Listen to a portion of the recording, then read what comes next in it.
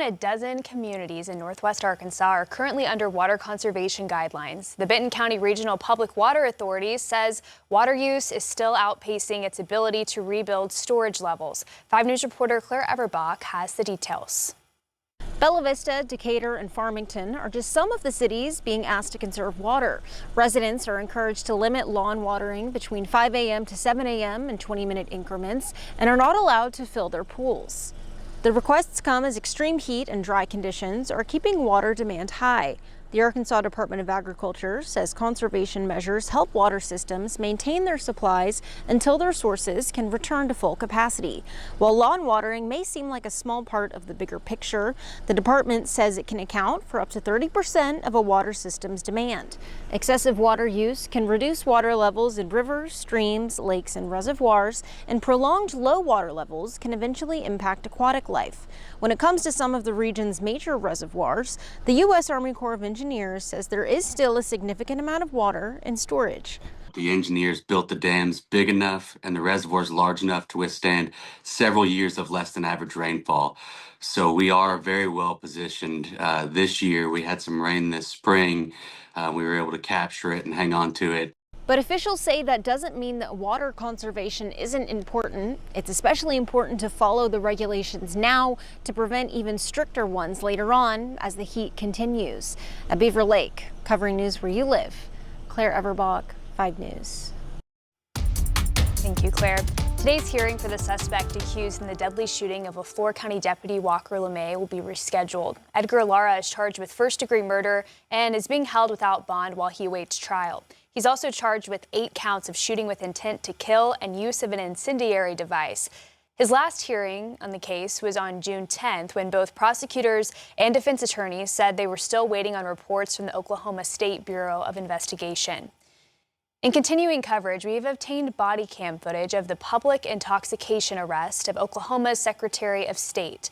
Benjamin LePack was arrested last Friday at a McDonald's in Edmond, Oklahoma. Police say they got a 911 call saying LePack appeared drunk and the caller was concerned he could cause harm if he drove. The officers said in his police report LePack had extremely slurred speech and the smell of alcohol on his breath. In the body cam video, the officer questions LePack on his speech and balance. I went to church tonight, actually. Okay. Yeah. A lot of communion. What's that? Why are you slurring your words? You're off balance, clearly intoxicated. What's going on? I'm not off balance. Okay. I went to church tonight because a bunch of dads at the church had a gathering. Okay. LePack was previously arrested for driving with an open container 5 years ago. The state attorney general is calling for LePack to be fired. The governor has not responded publicly.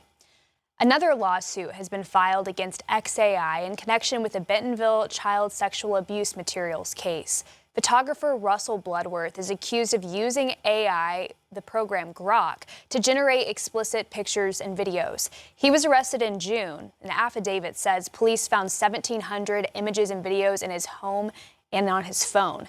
The latest class action lawsuit says altered content of 6 children was part of those materials found on Bloodworth's devices. The complaint says XAI and founder Elon Musk did not put guardrails in place for their technology.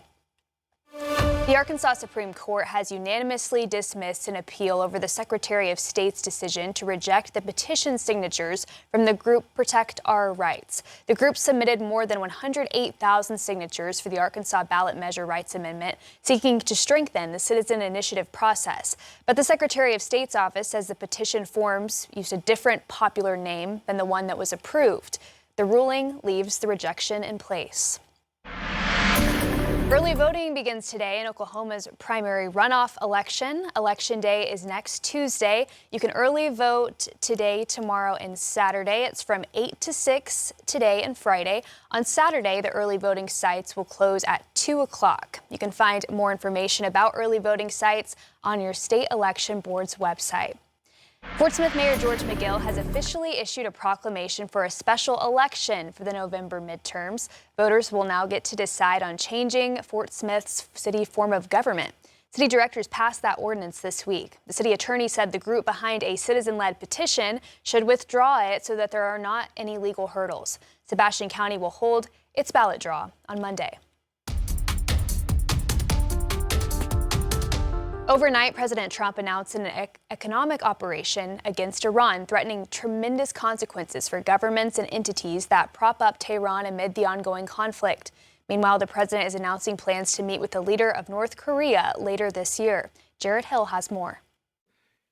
President Trump is teasing a possible meeting with North Korean dictator Kim Jong-un later this year. He likes me, and I just got along with him very good. The two met 3 times about denuclearization during Trump's first term, with essentially no results. The country's since expanded the program. He has 57 very powerful nuclear weapons. But South Korea estimates that number could be even bigger, possibly as many as 80 to 120 nuclear weapons. President Trump's focus on North Korea comes after he ordered the Pentagon to scale back joint military exercises with South Korea. The president citing his good relationship with Kim Jong-un, while also slamming South Korea for not helping the U.S.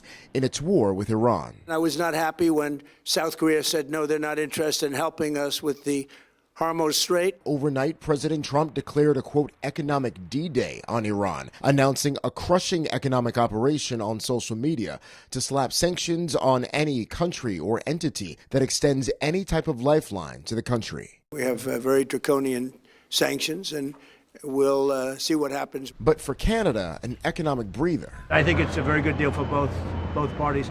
It's great for our farmers. The president placed a 3-day pause on planned 50% tariffs on some Canadian goods, pointing to progress towards a broader trade agreement. Jared Hill, CBS News.